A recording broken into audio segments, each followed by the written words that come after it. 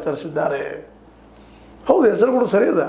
ವಿರೋಧ ಪಕ್ಷಕ್ಕೆ ಕೆಲಸ ಮಾಡಲಿಕ್ಕೆ ಅದು ಮಾಡಬೇಕಾದ ಅದು ಕರ್ಮಧರ್ಮ.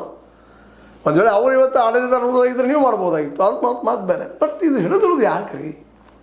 ಏನು ಅವಶ್ಯಕತೆ ಇದೆ? ಈಗ ನೀವು ಕೊಟ್ಟ ಮಾತನ್ನು ಉಳಿಸ್ಕೋಬೇಕಾಗ್ಯದ. ಅದಕ್ಕೆ ಅವ್ರು ಏನಂತಾರೆ, ಖಜಾನೆ ಖಾಲಿ ಮಾಡಿದಿರಿ, ಈ ದುಡ್ಡಿಲ್ಲ, ಮುಂದೆ ಹೋಯ್ತಾ ಇದ್ದೀರಿ ಅಂತೇಳಿ. ಮತ್ತು ನೀವು ಹೇಳ್ತೀರಿ ಖಜಾನೆ ಫುಲ್ ಅದ, ನಮ್ದು ಏನೆಲ್ಲ ಕೊಟ್ಟು ನಡೆಸ್ತಾ ಇದ್ದೀವಿ ಅಂತ ಹೇಳ್ತಾ ಇದ್ದೀರಿ. ಹಾಗೆ ಇವತ್ತು ಯಾಕೆ ಕರೀದ ಇನ್ನೂ ಇದ್ದೀರಿ ಅಂತ ಪ್ರಶ್ನೆ ಮಾಡ್ತಾ ಇದ್ದಾರೆ. ಜೊತೆಗೆ ಅವ್ರನ್ನ ಬಂಧಿಸಿದ್ದು ಯಾಕೆ? ಬಂಧಿಸಬಾರ್ದಲ್ಲ, ಅವ್ರನ್ನ ಬಿಡಬೇಕಾಯ್ತು ಅಂದ. ಯಾಕೆ ಕೇಸ್ ಹಾಕಿದ್ರಿ? ಅವ್ರನ್ನ ಕಾಳ್ತನ ಮಾಡಿದ್ರೆ, ಮತ್ತೇನೋ ಮಾಡಿದ್ರೆ, ಏನೋ ಒಂದು ಹೊಡೆದಾರ ಮಾಡ್ರೆ, ಹೋರಾಡಿದ್ರೆ ಇನ್ನೂ ಆಗಿರ್ಬೋದಿಲ್ಲ ಅಂತಲ್ಲ. ಅಥವಾ ಅವರು ಬಿ ಜೆ ಪಿಯ ಸದಸ್ಯರು ಅಥವಾ ಬಿ ಜೆ ಪಿಯ ಒತ್ತಡದಿಂದ ಮಾಡಿದರು ಅಥವಾ ABVP ಅವರು ಅನ್ನೋ ಕಾರಣಕ್ಕಾಗಿ ಅವ್ರು ನಡೆದಿರ್ತಾ ಇದ್ದೀರಾ? ಇಲ್ಲ, ತಪ್ಪು. ABVP ಸರಿಯೋ ತಪ್ಪೋ ಅವ್ರ ವಿಚಾರಗಳು ಅದು ಮಾತು ನಂತರ ಬೇರೆ ಚರ್ಚೆ.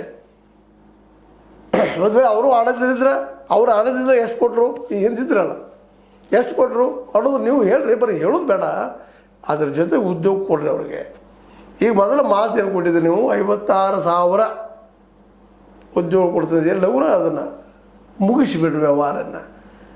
ಅದಕ್ಕೆ ಮೀಸಲಾತಿ ಅದು ಇದು ಹೇಳೋಕ್ಕಿಂತಲೂ ವ್ಯವಹಾರ ಮುಗಿಸ್ರಿ. ಏನು ಮೀಸಲಾತಿ ರೂಲ್ಸ್ ಅದು ಮಾಡಿ ಮುಗಿದು ಬಿಡ್ರಿ ಅದನ್ನು.